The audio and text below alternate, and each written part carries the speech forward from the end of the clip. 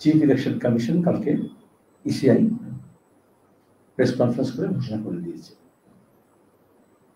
এ রাজ্যে 7 দফা নির্বাচন। প্রচন্ড গরমে মে মাসে থেকে জুন মাস পর্যন্ত গড়াবে।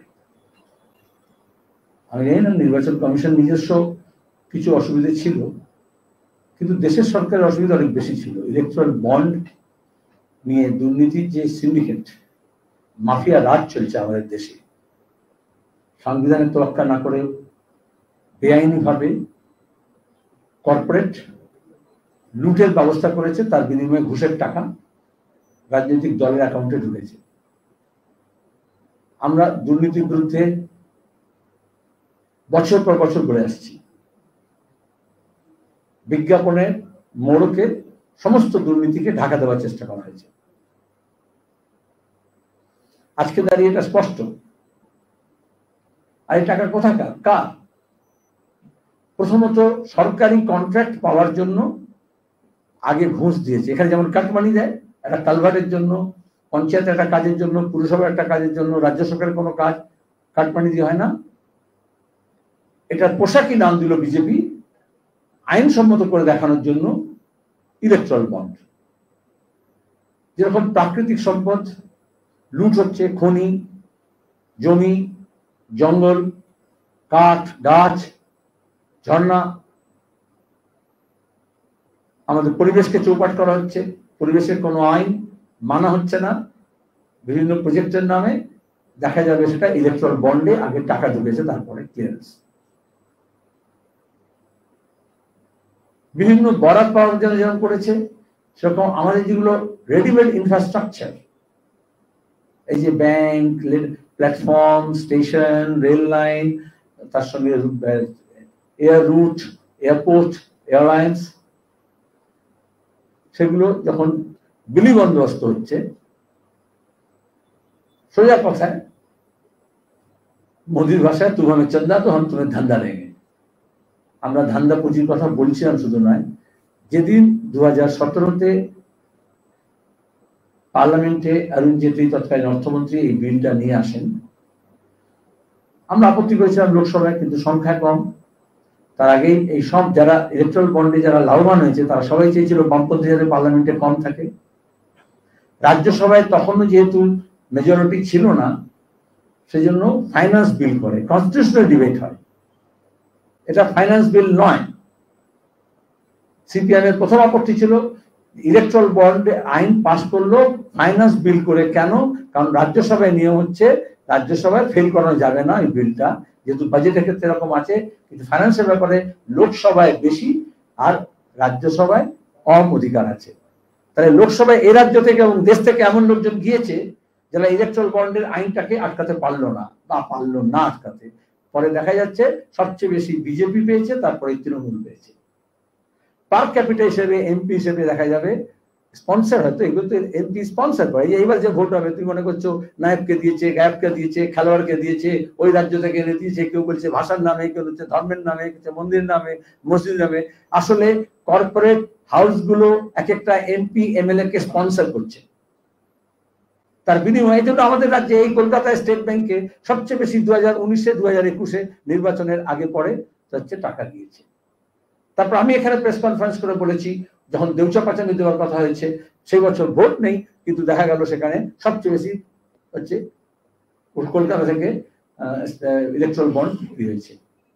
সুপ্রিম কোর্ট বলে দিয়েছে এটা অসাংবিধানিক। শুধু তাই নয়, বলে দিয়েছে আমাদের সংসদীয় গণতন্ত্রকে শেষ করার জন্য, গণতন্ত্রকে শেষ করার জন্য কিভাবে মানি পাওয়ারকে ব্যবহার করা হচ্ছে, ডেঞ্জারাস। তাহলে আমাদের রাজ্যে মাসেল পাওয়ার এবং মানি পাওয়ারকে ব্যবহার করা হচ্ছে। পঞ্চায়েত থেকে, একটা ছাত্র সংসদ নির্বাচন থেকে, কোঅপারেটিভ থেকে টাকা লুট হচ্ছে, হরিণ লুট হচ্ছে। আর কেউ কেউ এখানে গ্লোরিফাই করছে অভিষেক নিজের অ্যাকাউন্ট থেকে টাকা দিয়ে দিচ্ছে, ভাতা দিয়ে দিচ্ছে। কার অ্যাকাউন্ট? কোন টাকা? ইলেকট্রিসিটির বিল আমরা বেশি দিচ্ছি, আর গোয়েঙ্কা ফ্যামিলি নামে বেনামে বিভিন্ন কোম্পানি থেকে ইলেকট্রাল বন্ডে তৃণমূলের টাকা ভরে দিচ্ছে। কয়লা খনি থেকে একেবারে বিদ্যুৎ কোম্পানি পর্যন্ত, যতগুলো পাওয়ার কোম্পানি আছে, হলদিয়া থেকে, আসানসোল থেকে, কলকাতা পর্যন্ত। তাহলে আমাদের পকেট থেকে টাকাটা যাচ্ছে, কান মলে নিচ্ছে আর দিদির পায়ে ফেলছে। ওষুধ কোম্পানি গত কয়েক বছরে গোটা বিশ্বে ওষুধ কোম্পানিগুলো সবচেয়ে বেশি মুনাফা করেছে, ওষুধের দাম সবচেয়ে বেশি বেড়েছে, আর ওষুধের কোম্পানিগুলো সবচেয়ে বেশি টাকা ইলেকট্রাল ফান্ডে দিয়েছে, বিজেপি উপকৃত হয়েছে। তাহলে ওষুধের দামে যে নিয়ন্ত্রণ হওয়ার কথা সে নিয়ন্ত্রণ করেনি। এখানে মদের, পশ্চিমবঙ্গে কোনো মদের কোম্পানি ছিপি সিল করতে পারে না অভিষেকের কাছে ইলেকট্রাল বন্ডে টাকা যদি না যায় সেই হিসেবে। যত বোতল মদ তৈরি হচ্ছে পশ্চিমবঙ্গে এবং মার্কেট হবে, সেই ইনটু রেট ঠিক করে দেওয়া আছে আর সেই টাকা জমা দিতে হচ্ছে। আইএফবির ক্ষেত্রে আমরা দেখেছিলাম, তারা বলেছে 40 কোটি দিতে হয়েছে। আমাদের এখানে যদি ভালো সবজি, ভালো ফল, ভালো মাছ, ভালো চিংড়ি যা বিদেশে যাবে সেগুলো প্রকিওর করতে পারবে না সেই কোম্পানিগুলো যদি তৃণমূলকে তোলা না দেয়, তাহলে বিজেপি এসে কি করলো? তোলাবাজির একটা পোশাকি নাম দিল ইলেকট্রাল বন্ড। এইখানেই গাঁটছাড়া বাঁধা আছে। আর স্টেট ব্যাংক বলার পরেও টেকনিক্যাল কারণ দেখিয়ে দিতে চাইছিল না, দিলেও অসম্পূর্ণ রেখেছে। রিসার্চ টিম আমাদের কাজ করছে, গোটা দেশে অনেক মানুষ যারা দুর্নীতির বিরুদ্ধে আছেন তাদের ধন্যবাদ, অনেক জার্নালিস্ট আছেন যারা স্কাউট করছেন, ডেটা মাইনিং করছেন, এবং লেস কোম্পানি অনেকে বলছে এই তো আদানি নেই, এই তো আম্বানি নেই। আবার কেউ কেউ সংবাদপত্র, সাংবাদিক, আবার 90 তৃণমূলের এমপির বোন, এই দেখো তোমরা আদানি বলো, আদানি তো নেই। আরে লেয়ার্স বলে। আমরা এখানে যখন আলকেমিস্টের কথা বলেছিলাম, সারদার কথা বলেছিলাম, তখনও বলেছিলাম এইগুলো লেয়ার্সে চলে। যেমন গোয়েন্দা কাহিনী দেখেন, অপরাধী সামনে থাকে না, তারপরে পরে অনেকগুলো লেয়ার্স থাকে। সুপারি কিলার যেরকম থাকে, কিলার্স কি থাকে, সুপারি কাউকে দেওয়া হয়, সেরকম এখানে যে কোম্পানি অস্তিত্বহীন, যে কোম্পানি ছোটখাটো, যে কোম্পানি এই যে লিপস এন্ড বাউন্সের মতো, তার কোনো ম্যানুফ্যাকচারিং নেই, তার কোনো কিচ্ছু নেই, তো তাদের কাছে হাজার কোটি টাকা এসছে আর তাকে দেখা হচ্ছে অন্যান্য জায়গা থেকে এসছে। এখানে সবচেয়ে বেশি বিপদ হচ্ছে যারা জাতীয় সুরক্ষার কথা বলতেন, বিদেশি টাকা এসছে। পুলওয়ামার পরে 1 মাস 1.5 মাসের মধ্যে পাকিস্তান থেকে টাকা এসছে বিজেপির ফান্ডে। তাই সামনে বলা হয়েছে সততার প্রতীক, আর পেছনে লুট হয়েছে। এই লুটের বিরুদ্ধে, দুর্নীতির বিরুদ্ধে আমাদের লড়াই। আমাদের রাজ্যেও একেবারে নিচু তলার মানুষের কাছ থেকে যেমন তোলাবাজি করছে তৃণমূল, সেরকম বিজেপি তৃণমূল মিলে একেবারে ফিসিং, মানে পুরো একদম নিংড়ে টাকা বার করে নিচ্ছে সিস্টেম থেকে। এতে বড় বড় কোম্পানি পোয়া 12, তারা 400 কোটি টাকা দিয়ে 4000 কোটি টাকা লাভ করছে। 1000 কোটি টাকা লাভ করে নিয়ে সব ফিগারে আছে, তো 200 কোটি টাকা দিয়ে দিল, কিন্তু পরে বাঁধ ভাঙছে, পরে ব্রিজ ভেঙে পড়ছে, টাওয়ার ভেঙে পড়ছে, ক্র্যাক দেখা যাচ্ছে নির্মাণের পরে পরেই। যা বলছে ইনফ্রাস্ট্রাকচারে অনেক কাজ করছি, তো দেখা যাচ্ছে এই যে ঘুষের টাকার বিনিময়ে যেরকম এখানে ব্রিজ ভেঙে পড়ছে, কালভার্ট ভেঙে পড়ছে, ওভারহেডের জলের ট্যাঙ্ক ভেঙে পড়ছে, সেরকম টানেল এবং বাঁধগুলো যেগুলো হচ্ছে, যেগুলো ব্রিজগুলো হচ্ছে, বিশাল বিশাল ইনফ্রাস্ট্রাকচার হচ্ছে, সেগুলোর ভেতরে ভিতটাকে আলগা করে দেওয়া হচ্ছে। কারণ সোজা কথা, আপনি যত দেবেন, রড দেবেন না সিমেন্ট দেবেন, কাদা দেবেন না বাঁশ দেবেন, সেটা নির্ভর করে কত টাকা কাটমানিতে চলে গেল। এবং এগুলো ছোটখাটো রাস্তাঘাটে তো হয়েছিলেন, এখন দেখা যাচ্ছে বড় বড় যে হিউজ প্রেস্টিজিয়াস প্রতিষ্ঠান গড়ে উঠছে, যেগুলো আমাদের ইনফ্রাস্ট্রাকচার তৈরি হচ্ছে, সেগুলো আমাদের জীবনকে এবং আমাদের নিরাপত্তাকে বিঘ্নিত করার জন্য হচ্ছে। আমরা ইলেকট্রাল বন্ডের বিরুদ্ধে লড়াই করছি। সিপিআইএম জোর গলায় বলতে পারে, অনেক সময় অনেকে যে যায় লঙ্কায় সে হয় রাবণ বলে, সব দল একরকম। আজকে কেন মিডিয়া চুপ? এই মিডিয়া কেনার টাকা ইলেকট্রাল বন্ড থেকে এসছে, এই জন্য তারা বিজেপি আর তৃণমূল নিয়ে হইচই করছে। সবই রঙ্গে হ্যাঁ হামাম খানে বলে। কিন্তু সিপিআইএম পার্লামেন্টে যখন আইন এসছে তার বিরোধিতা করেছি। এখন রাজ্যসভায় বাংলার প্রতিনিধি ছিলেন কমরেড সীতারাম ইয়েচুরি, এখন যে প্রতিনিধি আছে এমপিরা রাজ্যসভায়, লোকসভায় নামই ভুলে গেছেন আপনারা, কে কোন দলে যেতাও না। কালকে দেখলাম 2জন বিজেপির এমপি বিজেপিতে যোগ দিয়েছেন, এটা নাকি খবর। সীতারাম ইয়েচুরি পশ্চিমবঙ্গে রাজ্যসভায় রাজ্যের প্রতিনিধি হিসেবে যখন ছিলেন, তখন 2017-তে যখন পার্লামেন্টে এই ডিবেট হচ্ছিল, তিনি যা যা বলেছেন আজকে সুপ্রিম কোর্টের রায়তে সেই কথাগুলো আছে। সুপ্রিম কোর্টের রায় কেন হলো? কারণ সিপিআইএম জেনারেল সেক্রেটারি হিসেবে কমরেড সীতারাম ইয়েচুরি, আমাদের পার্টি, আমরা গর্বিত, এটাকে রিট পিটিশন দাখিল করেছিলেন, কোর্টে গিয়েছেন। 5 বছর ধরে যে আইনজীবীরা লড়েছে, তার সঙ্গে এডিআরও আছে, তাদেরকে অভিনন্দন জানাচ্ছি, অ্যাডিশনাল পার্টিসিপেট ছিল, তারপরে জিত হলো। তারপরেও আবার তারা আটকে দিচ্ছিল নানান ছলচাতুরিতে, টেকনিক্যাল কারণ দেখিয়ে। সুপ্রিম কোর্টকে ধন্যবাদ জানাচ্ছি, তারা ওর নাম প্রকাশ করতে হবে। স্টেট ব্যাংক দেওয়ার পরে ইসিআই দিয়েছে, কিন্তু তারপরে দেখা যাচ্ছে সেখানে অসম্পূর্ণ তথ্য আছে, সেগুলোকে ধাঁধা আছে। এখন সেই ধাঁধাগুলোকে আমাদের উত্তর খুঁজতে হবে। আপনারা সেটাতে সাহায্য করবেন, কিন্তু শুধু কেস করে আপত্তি, শুধু আইনে আপত্তি নয়। সিপিআইএম একমাত্র দল, মানে যে দলগুলো সব লিস্ট দেখছেন আপনারা, যেখানে আমরা একটা পয়সা নিইনি ইলেকট্রাল বন্ডের নামে। কোনো টাকা, কোনো কর্পোরেট হাউস এই সাহস দেখাতে পারেনি যে সিপিআইএম কে পলিটিক্যাল ব্রাইব দিতে পারে। যারা সবচেয়ে বেশি টাকা দিয়েছে বিজেপিকে, তারপরে দিয়েছে তৃণমূলকে, তারপর অন্যান্য দলকেও দিয়েছে। সুতরাং এরপর থেকে আপনাদের কাছে অনুরোধ, ওই সব দল একরকম, বিজয় লঙ্কা শেহর রাবণ, সব পার্টিরা, don't paint everybody with the same brush. At best, you can paint BJP and Trinamool with the same kind of brush, but never dare to paint CPIM with the same brush. Thank you. যে প্রশ্ন হচ্ছে, তৃতীয় প্রতিনিধি electoral বন্ডের যে তালিকায়, তাতে দেখা যাচ্ছে জাতীয় কংগ্রেস এবং 1600 কোটি, যখন দেখা যাচ্ছে তৃণমূল কংগ্রেস একটি রাজ্যে ক্ষমতায় থেকে তারা ইলেকট্রাল বন্ডে পর্যাপ্ত করেছেন, সেই জায়গায় জাতীয় কংগ্রেস, তারা একটি জাতীয় দল, তারা 1500 কোটির কাছাকাছি। জাতীয় কংগ্রেস আপনাদের এই ভোটেও আপনাদের অত্যন্ত বন্ধু দল হিসেবে আমরা বিভিন্ন সময় দেখতে পেয়েছি।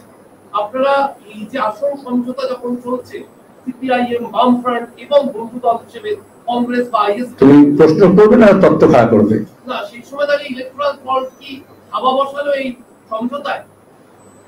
প্রথমত সিপিআইএম যখন দুর্নীতির বিরুদ্ধে বলে, সেখানে কোন দলের রং দেখে না। দুর্নীতির বিরুদ্ধে লড়াই মানে, আমরা বারবার বলেছি, এ দল ও দলও নয়, আর দুটো দল ছেড়ে দিয়ে তৃতীয় দলে চলে গেলেও নয়। দুই হচ্ছে, ধর্ম দেখবে না, রং ধর্ম দেখবে না, গলায় যে ফেটটি লাগানো আছে তার রং কি সেটা দেখবে না। আমরা বলছি কর্পোরেট কারাপশন কিভাবে পলিটিক্যাল সিস্টেমকে গ্রাস করছে, সেখানে আমি সিপিআইএম এর কথা বলেছি। তুমি তৃণমূলকে ডিফেন্ড করতে গিয়ে তোমার প্রশ্নের মধ্যে এটা হচ্ছে, ছোটবেলায় পড়া আছে, বিজ্ঞান আছে, তুমি একটা লাইনকে ছোট কি করে দেখাতে পারো, তার পাশে একটা বড় লাইন যদি টেনে দাও। তো তৃণমূলের পাপটাকে ছোট দেখানোর জন্য তুমি মাঝখানে জাতীয় কংগ্রেসকে নিয়ে আসলে, এটা জাতীয় কংগ্রেসকে প্রশ্ন করতে পারো। আমি তোমার লাইনের মাপটা করছি না। আর তৃণমূল একটা নতুন দল, পেন্টিং করে, ছবি এঁকে, তোমার কথাই বলছি আমি, ছবি এঁকে নাকি সব পয়সা তুলেছে, এটা তো বলেছিল, পেন্টিং করে নাকি নিলাম করে তারপর টাকা তুলি, ইলেকট্রাল বন্ড বলেছে। কংগ্রেস দল এদেশটাকে শাসন করেছে দীর্ঘদিন স্বাধীনতার পরে। আর তৃণমূল কংগ্রেস একটা ছোট্ট মাত্র রাজ্যে তা নয়। আমি বলেছেন গোয়ায় যাচ্ছি, মেঘালয় যাচ্ছি, ত্রিপুরায় যাচ্ছি, মণিপুরে যাচ্ছি, অরুণাচল প্রদেশ যাচ্ছি। AITC যাকে আমরা বলেছিলাম অল ইন্ডিয়া এনি টাইম মানি কোম্পানি, পার্লামেন্টে বলেছিলাম এনি টাইম মানি কোম্পানি, শুধু চিট ফান্ড নিয়ে, নারদা এবং সারদা নিয়ে বলেছিলাম। এখন ইলেকট্রাল ফান্ড নিয়ে কি বলবো, ইলেকট্রাল বন্ড নিয়ে। ইলেকট্রাল বন্ড আসলে এই পলিটিক্যাল পার্টিকে, পলিটিক্যাল সিস্টেমকে, MLA MP কে, প্রাইম মিনিস্টারকে, চিফ মিনিস্টারকে কর্পোরেটের বন্ডেড লেবার করে দিয়েছে। বন্ডেড, যে আমি তোমাকে টাকা দিচ্ছি, তোমাকে আমি MLA MP মন্ত্রী করছি, তোমাকে আমি মুখ্যমন্ত্রী প্রধানমন্ত্রী করছি, তুমি আমার সাথে কাজ করো। তাহলে গরিব মানুষ, বেকার ছেলে মেয়ে, কৃষক, ক্ষেত মজুর, দিন মজুর, পরিযায়ী শ্রমিক, সাধারণ গৃহিণী, কর্মচারী, তাদের কথা কে বলবে? তাদের সাথে কেউ, তোমাদের কথা কে বলবে? আগে পার্মানেন্ট জব ছিল, এখন কন্ট্রাকচুয়াল জব আছে। তাহলে এই কর্পোরেট হাউসগুলো জন্য যে ব্যবস্থা গড়ে তোলা হচ্ছে, তাতে দেখা যাচ্ছে সবার আগে বিজেপি, তারপরে তৃণমূল, কংগ্রেসও আছে। নির্বাচনে কার সঙ্গে যাব কি যাব না, এটাকে আমরা বলেছি কোন দলে কত টাকা আছে তার ভিত্তিতে। তৃণমূলকে আমরা এই জন্যই বলছি, মমতা ব্যানার্জি সরকারে আসার আগে, সরকারের পরে সবসময় বলেছেন এই এত বড় বড় বাড়ি আছে, এই এত হোল টাইমারদের মাইনে দেয়, আর এখনো বলে যাচ্ছেন এই ইনসাফ যাত্রা, ইনসাফ ব্রিগেড যখন হচ্ছে, কৌটো না চায় কৌটো নাড়ে। মানুষের কাছ থেকে আমরা এই যে নির্বাচনে আমরা যাব, আমরা মানুষের কাছ থেকে টাকা নিচ্ছি। কেউ কেউ বলে আপনাদের ভোটও দেবো, আপনাদের নোটও দেবো, কিন্তু সেই টাকা নিতে চলছে পার্টিটা, চালানো যায়। এক্সিকিউটিভ জেট প্লেন নিয়ে যাওয়া হয় না। কলকাতা থেকে বসিরহাটে মিটিং করতে গেলে, কলকাতা থেকে বেহালা থেকে রেসকোর্সে যেতে হলে হেলিকপ্টার ব্যবহার করতে হয় না। আদানি প্লেন নিয়ে মোদি ঘুরতে পারেন নির্বাচনে। আলকামিস্টের চিট ফান্ডের হাজার হাজার মানুষের টাকা বুক চাপানোর টাকা নিয়ে মমতা ব্যানার্জি, অভিষেক, মুকুল রায়, শুভেন্দু আর এসব সিনেমা আর্টিস্টরা যারা তৃণমূলে গেছে তারা প্লেনে চড়েছে। আমরা অভিযোগ করেছি, প্রেস কনফারেন্স করে বলেছি তোমরা ছাপনি। আদানি প্লেনে ছবি দিয়ে এয়ারপোর্টে আমরা দিয়েছিলাম যে দেখো কিভাবে নির্বাচন 2011 নির্বাচন লড়ছে চিট ফান্ডের টাকা দিয়ে। মানুষ যখন বুক চাপড়াচ্ছিল আমাদের টাকা কোথায়, মমতা বলেছিলেন যা গেছে তা গেছে। এটাই তো দুর্নীতি। দুর্নীতির বিরুদ্ধে যখন লড়বে সেখানে কোনো রং ঢং রাজনীতি ধর্ম দেখবে না। যে সিপিআইএম এর কেউ থাকতো, আমি খুশি হতাম তুমি একটু সিপিআইএম এর নাম বলতে। তুই খাচ্ছি তো তোর দাদু খেয়েছে, এটা করবো না। হ্যাঁ,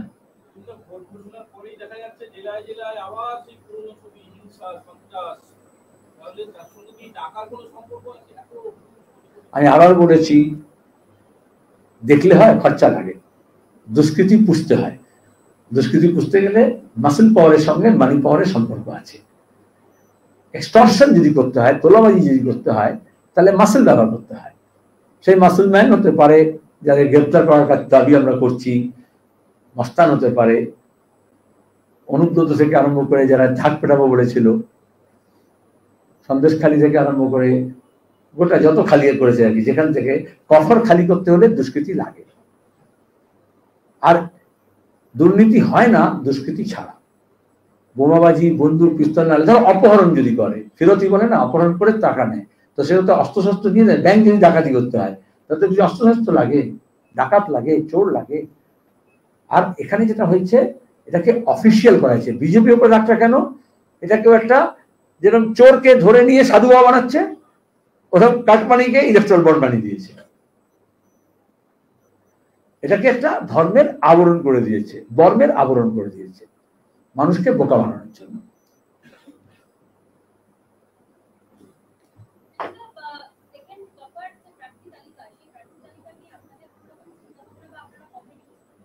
সাত দফায় নির্বাচন হচ্ছে, 7টা দফায় হবে বা কবে থেকে হবে জানার আগেই আমরা আমাদের প্রথম লিস্ট দিয়ে দিয়েছি। এখন দেখছো প্রথম দফায় 3টি আসনে ভোট হবে, তার মধ্যে আমরা 2টো আসনের প্রার্থী দিয়ে দিয়েছি। 3টি আসনের প্রার্থী বামফ্রন্ট দিয়ে দেবে। আজকে বামফ্রন্ট মিটিং হয়েছে, এখানে বামফ্রন্ট হলে আমি এখানে দিয়ে দিতাম। আমি বামফ্রন্ট সিপিএম থেকে বলছি, বামফ্রন্টের যে প্রথম দফার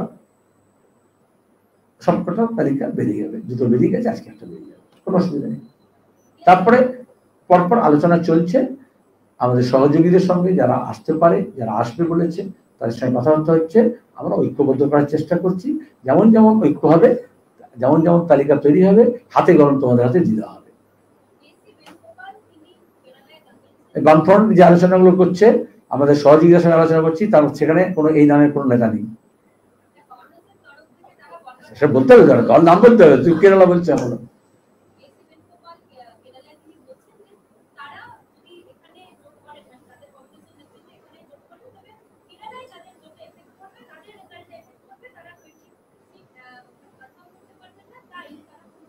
আমি আগে একবার বলেছিলাম তুমি কেরালা থেকে এখানে ট্রেন নিয়ে আসার আগে এখান থেকে 1/2 কিলোমিটার দূরে বিধান ভবন আছে, সেখানে জিজ্ঞেস করো, আমার কেন বুঝছো?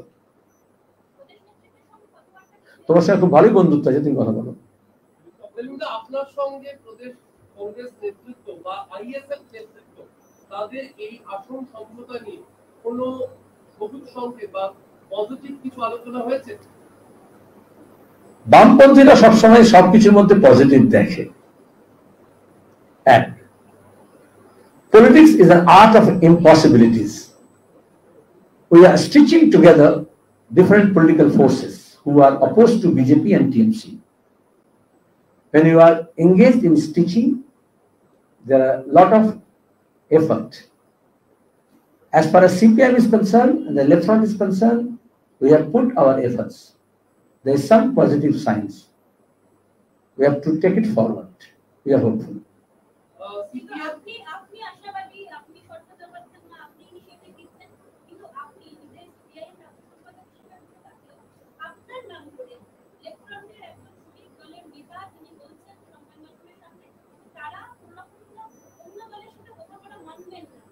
আমার নাম করে কেউ কিছু বলবে কেন? এক দুটো প্রশ্নের মধ্যে গলদ আছে। আপনি আপনি আপনি সিপিআইএম বা বামফ্রন্ট এরকম আমি আমি আমি বলে কিছু নেই। তুমি যদি আপনারা আপনারা বলতে তাহলে আমি প্রশ্নটা বুঝতে পারতাম, নাহলে আমি বুঝিনি। এক, দুই হচ্ছে আপনার নাম করে নাম বলছে এখন ফর ব্লক বা অন্য দলের নাম, যখন নির্বাচন হয় বিধানসভার তখন মমতার নাম করে বাকিরা ভোট চায়, যখন লোকসভা ভোট হয় তখন মোদীর নাম করে বাকিরা ভোট চায় বলে, এবং বলে আমি 294টাই আমি আছি। তারপরে যখন চুরি করে জেলে যায় বলে ও আলাদা, আমার সঙ্গে তার সঙ্গে সম্পর্ক নেই। মোদী এরকম বলে 400 পার, কিন্তু সবাইকে কাকে তার তাড়ি পাওয়া যায় তার মধ্যে। তারপরে যখন ধরা পড়ে তখন কেউ কারো নয় গোমা। আমরা সিপিআইএম বা বামফ্রন্ট কখনো আমার নাম করে বা আমাদের কোনো নেতার নাম করে সবাই সব আসনে 42টা আসনে আমি দাঁড়াচ্ছি এরকম বলিনি। সিপিএম এরই বলি না, আমরা যতগুলো আসনে দাঁড়াবো সিপিএম এর রাজ্য সম্পাদক হিসেবেও যে নিজের নিজের ক্যান্ডিডেট লিস্ট দিয়েছি, তাদের ছবি দিয়েছি, তাদের পরিচয় দিয়েছি, তারা নিজেরা ঘুরে বেড়াচ্ছে পার্টির নামে, নীতির নামে, কর্মসূচির নামে। খুব বেশি হলে সেই সব এলাকায় আমাদের বামপন্থী এমপিরা কি কাজ করেছেন, কোন কোন প্রজেক্ট নিয়ে এসছেন, পার্লামেন্টে তার ভূমিকা কি ছিল, এলাকার কোন কোন বিষয়গুলো তুলে ধরেছেন এবং এখন কোথায় কোথায় খামতি আছে সেগুলো তুলে ধরার জন্য তাদের রেফারেন্স করতে পারি। মূলত যারা প্রয়াত তাদের নাম বলি আমরা। আমি এখনো প্রয়াত হয়নি, আমার নাম করে বা আমার ছবি দেখে এটা কিছু করবো না। বামফ্রন্টের এখনো প্রার্থী দিতে আপনারা 16টি আসন দিয়েছেন বামফ্রন্টের পক্ষ থেকে, 26টি আসন বাকি রয়েছে। সেই 26টি আসনের প্রার্থী তালিকা এই সেলাই পদ্ধতি কখন শেষ হতে পারে? যখন দর্জিন তো মানে সেলাই করতে বলো তখন পুজোর আগে দিতে পারো, পুজোর জামা হলে। ঈদের জামা এখন বলবে লোক ঈদের আগে দিতে পারো, আমরা বলতে পারি ভোটের আগে দিয়ে দেবো। হ্যাঁ হ্যাঁ হ্যাঁ, সেসব আলোচনা হয়ে গেছে, আলোচনা ইন প্রগ্রেস বলেছি তো, ওয়ার্ক ইন প্রগ্রেস। যখন ওয়ার্ক ইন প্রগ্রেস হয়, রাস্তা তৈরি হোক আর দেশ তৈরি হোক, তখন একটা বোর্ড লাগায় রুকাওয়াটকে নিয়ে খেয়ে দেয়। Today's pain is tomorrow's gain.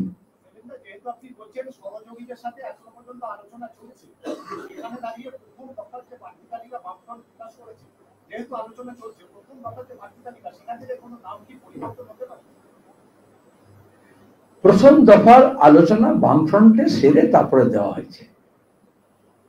করিয়া ভাবিও কাজ নাকি ভাবিয়া করিও কাজ? বামফ্রন্ট ভাবিয়া করিও কাজ করে।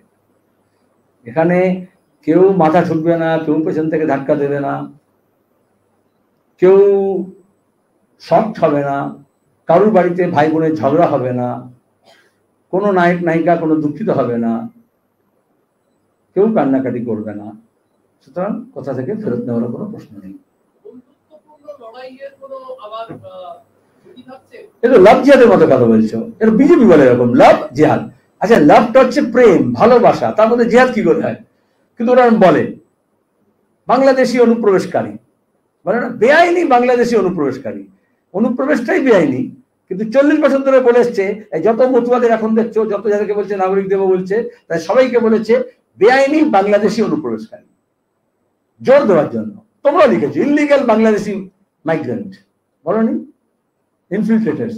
Infiltration itself is an act of illegal thing. কিন্তু তোমাদের আরএসএস বুঝিয়েছিল 40 বছর ধরে, তোমাদের পূর্বসূরীরা আমাদের বাংলা কাগজে, ন্যাশনাল মিডিয়াতে সবসময় বলেছে ইলিগাল ইনফিল্ট্রেটার্স। আর কখনো হয় না, কোনোদিন বেআইনি পাকিস্তানি বলেনি অনুপ্রবেশকারী। কেন বলে? তাহলে এখন এরকম দুটো নেগেটিভ শব্দ বলছো। বন্ধুত্বপূর্ণ লড়াই, লড়াই হলে লড়াই হবে,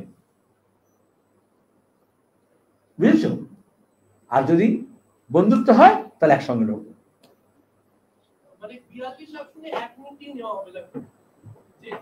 সিপিআইএম প্রথম থেকে এখানে তোমাদের বলেছে, যখন তোমরা ইন্ডিয়া জোট নিয়ে লাফালাফি করছিলে, মমতা যখন জিতেগা ভাই ইন্ডিয়া বলে 21শে জুলাই বলছিল, তখন সিপিআইএম বলেছিল সর্বভারতীয় ক্ষেত্রে প্রেক্ষিত আলাদা আলাদা, রাজ্য ভিত্তিক যা বাস্তবতা তার উপর দাঁড়িয়ে যে বৈচিত্র্য আছে রাজনীতির, তাকে মাথায় রেখে আমাদের যে সাংস্কৃতিক বৈচিত্র্য আছে সেটা রক্ষা করার জন্য ঐক্য গড়ে তুলতে হবে। আমরা সে কাজটাই করছি। তাহলে সর্বত্র এক ফর্মুলায় হবে না।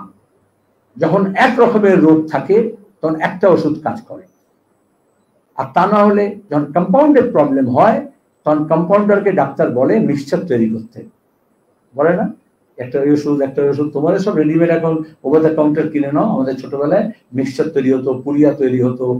কম্পাউন্ডার এই জন্যই বলে তারা যৌগিক, এখান থেকে কিছু এখান থেকে নিয়ে একটা যৌগিক করতো। ওয়েস্ট বেঙ্গলের রাজনীতি কম্পাউন্ডেড প্রবলেম কনফ্রন্ট করছে।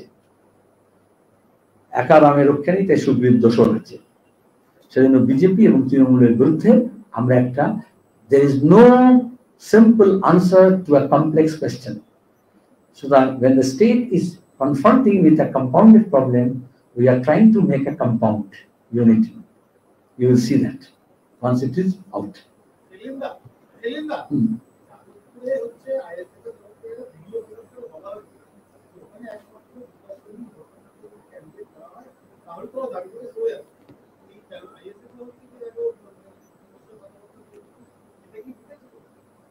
কোনো ঝামেলাই নেই। আচ্ছা, আজকাল ভিডিও প্রকাশ করে কিছু বিরোধ হয়ে যায় নাকি? প্রতিদিন ভিডিও হচ্ছে, কত কি। Don't be virtual, be real, confront the reality.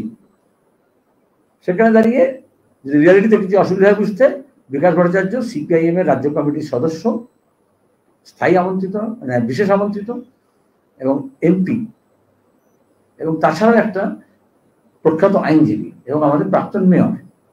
তার সঙ্গে বিকাশ ভট্টাচার্য গতবার যাদবপুর কেন্দ্রে আমাদের প্রার্থী ছিলেন, কিন্তু এখন আমাদের রাজ্যসভার এমপি। সেজন্য আমরা একজন এমপি থেকে একমাত্র তৃণমূল এটা করে। আলকেমিস্টের যে জেলে আছে না কেডি সিং, রাজ্যসভার এমপি ছিল ঝাড়খণ্ডের, তার টার্ম ফুরোয়নি, কিন্তু তার নির্বাচনে ঘাপলা হয়েছে বলে কেস করেছিল, ভোটার কেনা হয়েছিল টাকা দিয়ে। মমতা ব্যানার্জি মুকুল রায় 100 কোটি টাকা নিয়ে পশ্চিমবঙ্গ থেকে এমপি করেছিলেন। এখন সে জেলে আছে। সেই টাকাটা দিয়েছিল চিটফান্ড থেকে, যে টাকা মেরেছিল তার থেকে। সুতরাং একজন এমপি থাকতে থাকতে আবার এমপি আমরা করি না, সেটা আইএসএফও বুঝে নেবে। কেন্দ্রীয় বাহিনীর নিয়ন্ত্রণ রাজ্যের হাতে রাখা বা রাজ্য প্রশাসনের হাতে রাখা, চিফ ইলেকশন কমিশন কালকে যা বলেছেন তাতে কেন্দ্রীয় বাহিনী মোতায়েন থাকবে, কিন্তু রাজ্যে ধরুন ডিএম বা মুখ্যমন্ত্রী তাদের হাতে নিয়ন্ত্রণ ক্ষমতা দেওয়া কেন্দ্রীয় বাহিনীর মুখ রেখে, সেটা আপনারা কিভাবে দেখছেন? নিশ্চিত আপনারা আইন শৃঙ্খলা রাজ্যের এখতিয়ার। আমরা সব সময় কেন্দ্র এবং রাজ্য সম্পর্কের ক্ষেত্রে রাজ্যের এখতিয়ার সম্পর্কে সচেতন। তৃণমূল কংগ্রেসকে দুর্গা সাজিয়ে বিজেপি এখানে মুখ্যমন্ত্রী বানানোর পেছনে তাদের যে একটা বড় উদ্দেশ্য ছিল, আরএসএস কে বিজেপিকে এবং ধর্মীয় মেরুকরণকে বাড়িয়ে দেওয়া, সেটা করেছে। নিজেদের জন্য একটু শোয়া বসার ব্যবস্থা করা, সেটা মমতা ব্যানার্জি জায়গা করে দিয়েছেন পশ্চিমবঙ্গে। লুট করার জায়গা করে দিয়েছেন, এমএলএমপি বানিয়ে দিয়েছেন। এবং এখন দাঁড়িয়ে রাজ্য সরকারের এখতিয়ারভুক্ত বিষয়ে ক্রমাগত মমতা ব্যানার্জি ভাইপোকে জেলে যাওয়া থেকে আটকানোর জন্য কনসিড করছেন স্টেটের যেগুলো কনস্টিটিউশনাল পাওয়ার। আমি আগেও বলেছি, কুরুক্ষেত্রের যুদ্ধের কথা তোমরা জানো, কিন্তু যুধিষ্ঠির কি হয়ে শকুনির পাশা খেলেছিল শকুনির সঙ্গে, তখন সবকিছু বাজিতে ধরেছিল। এখন ডিয়ার লটারির টাকা বিজেপি এবং তৃণমূল ভাগ করার জন্য, ডিয়ার নেফিউকে বাঁচানোর জন্য ক্রমাগত রাজ্যের এখতিয়ারকে তিনি বিজেপির হাতে তুলে দিচ্ছেন, রাজভবনকে তুলে দিচ্ছেন। ইতিমধ্যে বিশ্ববিদ্যালয়ে স্বায়ত্তশাসন আর স্বাধিকার, শিক্ষা প্রতিষ্ঠানের স্বাধিকার, সেগুলোকে তুলে দিয়েছেন। তারপর বিশ্ববিদ্যালয়ে তুলে দেবেন। এইভাবেই আইন শৃঙ্খলা রক্ষার প্রশ্ন কেন্দ্রীয় এজেন্সিগুলো আজকে এনআইএ হোক, সিবিআই হোক, ইডি হোক, সিবিআই হোক, এত মোচ্ছব করার মতো করে ছুটে বেড়াচ্ছে। আর কখন হতো এই বাংলায় মানুষ যে যা কিছু ন্যূনতম নিরাপত্তা ভোগ করেছে, সেটা আজকে তৃণমূলের সঙ্গে নেই বলেই এই সুযোগ নিয়ে বিজেপি আরো বেশি কেন্দ্র হাতকে শক্ত করছে। নির্বাচনের সময় আমরা এটা দেখেছি, শীতলকুচির সময় কেন্দ্র বাহিনী হোক আর রাজ্য সহায় বাহিনী হোক, মানুষ তো মারা গেলেন 5 জন। সেখানে কোনো রাজ্য সরকার বা কেন্দ্র সরকার এখনো পর্যন্ত কোনো কিনারা করল না। ভোটের সময় মমতা ব্যানার্জি খুব তারস্বরে চিৎকার করেছিলেন, দিলীপ ঘোষও করেছিল। পার্থ চ্যাটার্জি এবং মমতা ব্যানার্জির ভোটে যে কথাবার্তা আছে, কি করে খুন হলো সেটা কি সেন্ট্রাল জানে না? আমার কাছে আছে, তার কাছে নেই। একজন জেলে আছে, অন্যজন তো বাইরে আছে। কি করতে হবে, আসলে এই করবি সেই করবি সব বলে দিয়েছিল। আজকে দাঁড়িয়ে দাড়িভিট কাণ্ডকে আবার ভোট এসছে, আবার তুলে ধরার চেষ্টা হচ্ছে। কিন্তু রাজেশ যখন খুন হয়েছিল এবং তাপস, 2 জন ছেলে, ভোট করলো বিজেপি তৃণমূল, হিন্দু মুসলমান উর্দু বাংলার নাম করে ভাগ করলো, কিন্তু বিচার তো কিছু হলো না। তো ওরা বলেছিল কেন্দ্র এজেন্সি করে দেবে, এরা বলেছিল রাজ্য এজেন্সি করে দেবে। কাকু, কালীঘাটের কাকু উদাহরণ সবচেয়ে বড় ভালো। কণ্ঠস্বর নেবে কেন্দ্রীয় এজেন্সি, কাকু হচ্ছে ভাইপোর টাকা পয়সা নিয়ে লেনদেন করেছে শিক্ষক দুর্নীতির কালীঘাট। কিন্তু সেন্ট্রাল ফরেন্সিক ল্যাবে কাকুর কণ্ঠস্বর স্যাম্পল নিয়ে পাঠিয়েছে, কতদিন লাগে রিপোর্ট করতে? তাহলে বিজেপির সঙ্গে তৃণমূলের কোথায় গাঁট ছাড়া বাধা আছে, কেন্দ্রীয় এজেন্সি এবং স্টেট এজেন্সির মধ্যে কতটা তফাৎ আছে, কাকুর কণ্ঠস্বর থেকে বোঝা যায়। হাইকোর্ট বলছে, এতটা বলতে হলো তো আমাকে। সন্দেশখালীতে 2 দিন ধরে বিজেপি যুগান্তে তারা ক্যাম্প করে তারা অভিযোগ সংগ্রহ করছে। তাতে আজকে যে অভিযোগগুলো উঠে আসছে দেখা যাচ্ছে। তুমি এটা বলো না, এখানে সন্দেশখালীতে যাও, তোমাদেরকে আগে 8 বছর ধরে 10 বছর ধরে যাওয়ার দরকার ছিল, এখনো এই কদিন যাওয়ার কথা। আমাদের লোকরা যখন যাচ্ছে, আর ওখানে ফার্স্ট হ্যান্ড তাদের কাছ থেকে রিপোর্ট নাও। যারা গণতন্ত্রকে বাঁচানোর জন্য নির্যাতন বিরোধী যারা লড়াই করছে, তারা সন্দেশখালীর লোকজনকে নিয়ে এসে কলকাতায় আজকে আলোচনা ডেকেছে এবং সেখানে সেই মায়েরা বোনেরা নিজের কথা বলছেন। আমি জানি তোমরা সেখানে নজর দেবে না, কারণ সেখানে বিজেপি নেই বলে। ধন্যবাদ। জমি নেবে রাজ্য বলো, জানি না, সবাই নিচ্ছেন জমি দখল করছে যখন বিজেপি তৃণমূল সব নেতারা, তা সেই লাইনে নেই তো রাজ্যপাল। বলো কি প্রশ্নটা কি, সরি বুঝলাম না।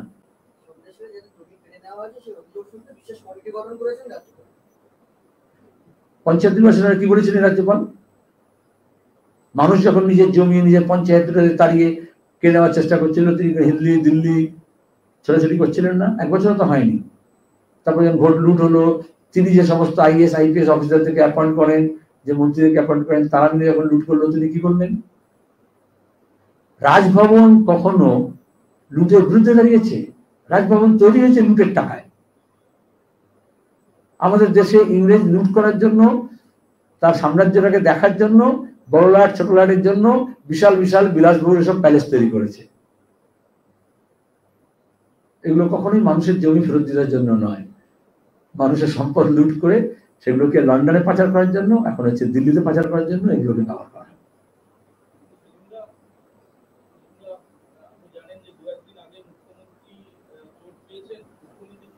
উদ্বেগজনক।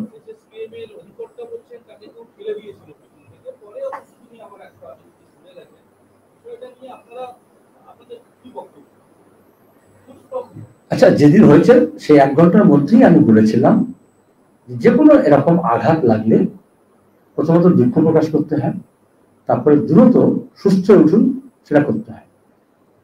তৃতীয়ত, আমরা সব মধ্যবিত্ত বাড়িতে ফার্স্ট এডের ব্যবস্থা রাখার চেষ্টা করছি। গরিব মানুষের কাছে থাকে না, কিন্তু একটা বোরোলিন বিজ্ঞাপন হয়ে গেল, একটা ডেটল, কিছুটা তুলো, একটা ব্যান্ডেড আজকাল থাকে।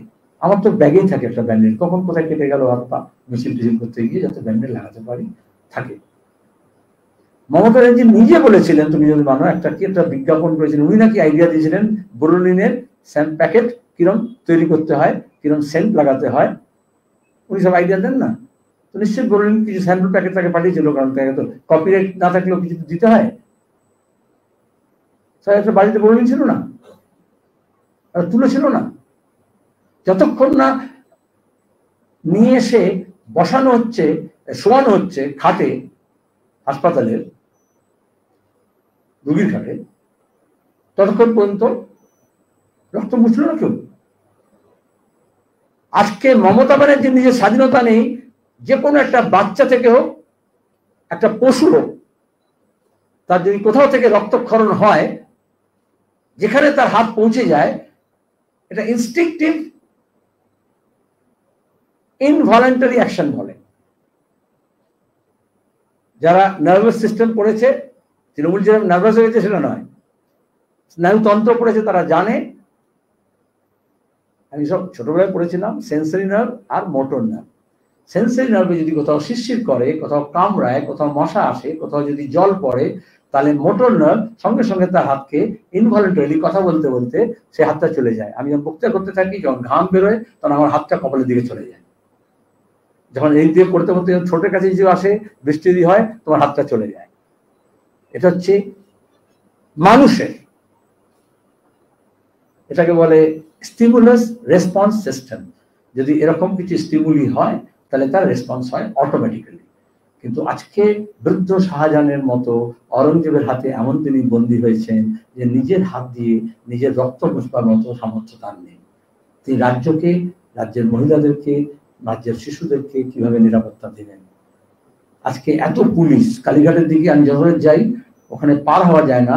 ওটা লালবাজারের সামনে যত পুলিশের গাড়ি থাকে, তার থেকে বেশি পুলিশের গাড়ি থাকে।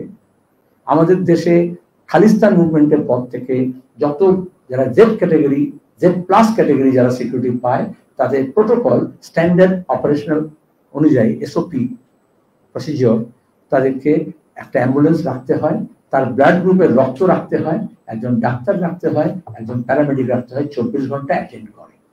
ইন্দিরা গান্ধী হত্যার পর থেকে এটা একদম হোম মিনিস্ট্রির এটা হচ্ছে নির্দেশ। তাহলে কেন পরে আমি দেখলাম হাসপাতাল থেকে ছেড়ে দিয়েছে, সব টেস্ট করতে হবে, মনিটর করতে হবে। আমি বলি না, প্রশ্ন করলে বলে জানা দরকার রাজ্যের মানুষের। তাহলে বাড়িতে উপাচার নেই, পুলিশের ব্যবস্থা নেই। আমি জানি এসএসকে হাসপাতাল থেকে একজন লোক ওখানে ডিউটি করে সব সময়, কে ভর্তি হবে না হবে ওখান থেকে কুপন আসে, বেড পাওয়া যায় না। গ্রাম থেকে যেমন লোকজন আসে, আগে মমতা ব্যানার্জির বাড়ি থেকে কুপন নিয়ে আসতে হয়, তবে বেড পাওয়া যায়, তবে অপারেশন ডেট পাওয়া যায়। আর সেখানে কিচ্ছু না হয়, সব চৌপাট হয়েছে রাজ্যের স্বাস্থ্য ব্যবস্থা, স্বাস্থ্যমন্ত্রীকে একটু করতে পারে না, তো পাড়া একজন ডাক্তারকে ডাকে, ফার্স্ট এডে কাউকে, প্যারামেডিককে ডাকে। এটা আমি তোমাদের মাধ্যমে বললাম, গোটা রাজ্যের মানুষকে যদি এরকম তোমাদের জানা দরকার। প্রণব বাবু রাস্তায় মুর্শিদাবাদ থেকে আস্তে আস্তে যখন অ্যাক্সিডেন্ট হয়েছিল, নিয়ারেস্ট ফার্স্ট এড সেন্টারে গিয়ে, এই নিয়ারেস্ট প্রাইমারি হেলথ সেন্টারে গিয়েছিলেন বা সাবসিডি হেলথ সেন্টারে গিয়েছিলেন, সেখানে তার উপাচার হয়েছিল, তারপরে তাকে হাসপাতালে নিয়ে যাওয়া হয়েছিল। তিনি তারপরে একটা সার্টিফিকেট লিখে দিয়েছিলেন যে আমার ধারণা ছিল না যে পশ্চিমবঙ্গে গ্রামাঞ্চলে এরকম স্বাস্থ্য কেন্দ্র এত তৎপরতার সঙ্গে এত ভালোভাবে কাজ করতে পারে। এখন সব গল্প, এখন 34 বছরে যা ছিল সেগুলো তুলে দিয়েছেন মমতা ব্যানার্জি। সুকান্ত মজুমদার এবং শুভেন্দু অধিকারীরা আগামীকাল তাদের কেন্দ্রীয় বৈঠক। এই যে ভোট ঘোষণা হতে এই রাজ্যে বিজেপি নেতারা দিল্লি ছুটে যাওয়া, কোন আশঙ্কা করছেন? এ রাজ্যের নেতা আছে, তৃণমূলের কেন্দ্রীয় নেতারা এদেরকে নেতা মনে করে। যখন ওখানে চেয়ার টেবিল মুছবার দরকার হয়, তাদেরকে ডাক পারে। আর এদের যদি কোনো সিদ্ধান্ত নিতে হয়, তাহলে সেখানে গিয়ে হাত পারে। পরিষ্কার কথা, গোটা দেশে এই ধরনের দলগুলো এইভাবে গড়ে ওঠে। তারা কখনোই তাদের নামে সব মন্ডল কমিটি, তারপরে জেলা কমিটি, তারপরে এই প্রধান ওই প্রধান এগুলো করে, ওগুলো সাজিয়ে গুজিয়ে মিউজিয়াম পিস। যেমন এই ঈদের বাজারে যখন যাবে, দেখবে কাপড়ের দোকানে কাউকে শাড়ি পরিয়ে, কোনো পুতুলকে কাউকে স্যুট পরিয়ে, কাউকে পায়জামা পাঞ্জাবি পরিয়ে, কি বলে ওটাকে, হ্যাঁ, থাকে না, ওরকম বিজেপি